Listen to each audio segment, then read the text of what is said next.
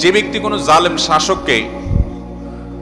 জালেম শাসকের সমর্থনকারী হবে, তার দালালি করবে, সে মিথ্যা বলে, সে মিথ্যার পক্ষে কথা বলবে, জেনেও সে ওই মিথ্যার পক্ষে লড়বে এবং তার জুলুমের পক্ষে অবস্থান নেবে, এই সম্পর্কে নবী সাল্লাল্লাহু আলাইহি ওয়াসাল্লাম বলেছেন সে আমার উম্মত নয়। এই সম্পর্কে বাজ্জার এবং তাবরানী বর্ণিত হাদিস আছে, মুসনাদ আহমদে বর্ণিত হাদিস আছে। নবী সাল্লাল্লাহু আলাইহি ওয়াসাল্লাম বলেছেন সাতাকুনু উমারা ইয়াকযিবুন ওয়া ইয়াজলিমুন, একটা সময় আসবে, কিছু শাসক আসবে দুনিয়াতে, এরা মিথ্যা কথা বলবে জনগণের সাথে, মানুষের সাথে, আবার তাদের অধীনস্থ লোকদের প্রতি তারা জুলুম করবে।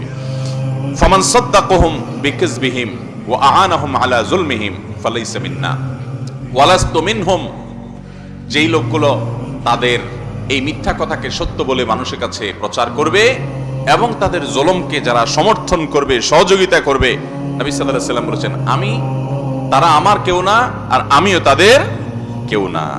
ওয়ালা ইয়ারিদু আলাইয়াল হাউজ, এবং কিয়ামতের ময়দানে আমার হাউজে কাউসারে তারা পানি পান করতে আসতে পারবে না। ভয়ঙ্কর কথা।